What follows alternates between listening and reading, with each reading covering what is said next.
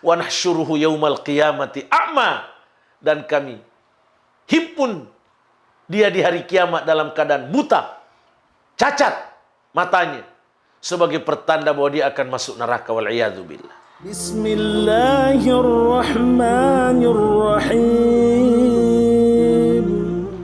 Assalamualaikum warahmatullahi wabarakatuh. Alhamdulillah, wassalatu wassalamu ala rasulillah. Ikhwani akhawati fillah, pemirsa PKM TV, inni uhibbukum fillah.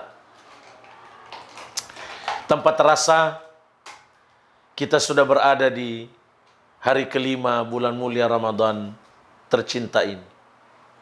Semoga kita tetap semangat dalam optimalisasi saum dan seluruh ibadah mulia kita di bulan mulia ini. Seraya berdoa kepada Allah, semoga Allah menerima amal-amal mulia kita di bulan mulia ini. Rabbana taqabbal minna innaka antas sami'ul alim wa tub alaina innaka antat tawwabur rahim. Allahumma amin. Di antara faktor yang insya Allah memudahkan kita untuk menjauhi dosa adalah selalu menghadirkan di dalam hati kita tentang kemurkaan Allah Tabaraka wa Ta'ala. Mari kita hadirkan di dalam hati bahwa kalau kita melakukan dosa, kalau kita melakukan kedurhakaan, Allah akan murka. Lalu Allah akan menurunkan azabnya kepada kita. Kemurkaan Allah tidak ada yang bisa menahan. Azab Allah tidak ada yang bisa mengelak darinya. Kalau Allah menimpakan azab itu kepada hambanya yang berdosa.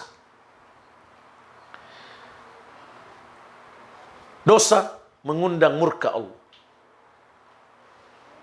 Dosa mengundang azab Allah di dunia, lebih-lebih di akhirat. Allah Tabaraka wa Ta'ala berfirman, fakullan akhadna bidzambi. Semua orang yang kami binasakan itu disebabkan karena dosanya. Dalam ayat yang lain Allah berfirman, fa ahlaknahum bidzunubihim. Mereka kami binasakan disebabkan dosa-dosa mereka.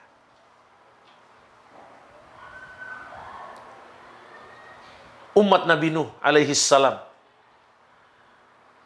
ditenggelamkan oleh Allah di dunia dan dimasukkan oleh Allah ke dalam neraka di akhirat disebabkan dosa-dosa mereka. Allah berfirman dalam surah Nuh, mimma khati'atihim ughriqu fa udkhilu nara falam yajidu lahum min dunillahi ansara. Disebabkan kesalahan-kesalahan mereka, disebabkan dosa-dosa mereka, ughriqu, mereka ditenggelamkan. Fa udkhilu nara, lalu mereka dimasukkan ke dalam neraka. Falam yajidu lahum min dunillahi ansara, dan mereka tidak bisa mendapatkan selain Allah penolong untuk menolong mereka dari neraka itu. Sadarilah, tidak ada masa depan cerah bersama dosa. Banyak orang berdosa dengan alasan demi masa depan. Membiarkan anaknya sekolah di sekolah dosa. Bahkan ada yang sampai di sekolah kafir, disekolahkan anaknya di sekolah kafir karena demi masa depan. Yang mereka maksudkan adalah masa depan dunia, masa depan ekonomi, masa depan kekayaan, masa depan pangkat. Ketahuilah bahwa kalau toh masa depan duniawi itu tercapai,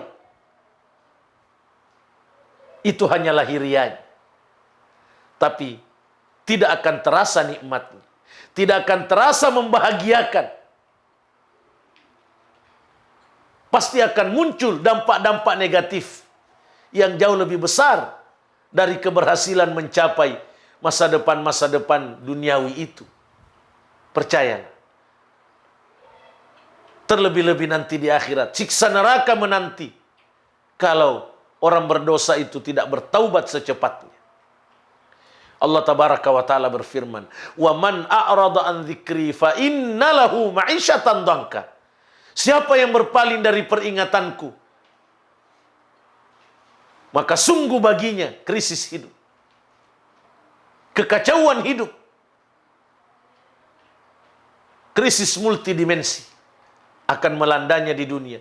Wa nahsyuruhu yaumal qiyamati a'ma, dan kami himpun dia di hari kiamat dalam keadaan buta, cacat matanya, sebagai pertanda bahwa dia akan masuk neraka, wal iyadzu billah. Untuk itu, agar kita menjauhi dosa, agar kita bertaubat dari dosa, sungguh-sungguhlah kita menghadirkan rasa takut pada murka Allah, rasa takut pada azab Allah tabaraka wa ta'ala. Mari kita mengambil ibrah dari sejarah umat-umat sebelum kita yang dijelaskan oleh Allah di dalam Al-Quran, yang telah dibinasakan oleh Allah karena dosa-dosa mereka. Justru mereka dibinasakan di puncak kehebatannya. Fir'aun dibinasakan di puncak kerajaannya. Qarun dibinasakan di puncak kekayaannya. Kaum Hud, kaum Ad, umatnya Nabi Hud, kaum Tsamud, umatnya Nabi Saleh alaihi wassalam, dibinasakan di puncak kekuatan fisiknya. Demikianlah sejarah akan terulang kepada siapapun yang menentang Allah dan Rasulnya. Kita sebagai orang beriman harus sungguh-sungguh menyadari hal ini, agar kita semakin memperbaiki diri, semakin meningkatkan iman, kesalehan, ketakwaan kepada Allah, agar kita tidak mendapatkan bahaya-bahaya dosa, kemurkaan dan azab Allah yang ditimpakan kepada hamba-hambanya yang bergelimang dosa dan kekafiran.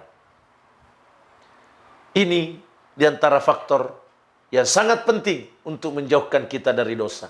Hadirkan selalu dalam hati rasa takut akan bahaya murka dan azab Allah kalau kita melakukan dosa. Semoga Allah membimbing kita untuk menjauhi dosa dengan mewujudkan faktor-faktornya, faktor-faktor pendorong untuk menjauhi dosa itu. Allahumma amin. Aqulu qauli hadza wa astaghfirullah li wa lakum. Wassalamualaikum warahmatullahi wabarakatuh. Jazakumullahu khairan telah menonton video ini. Dukung terus channel dakwah PKM TV dengan cara like, komen, share, dan subscribe. Ikuti juga informasi kajian PKM TV di akun resmi PKM TV.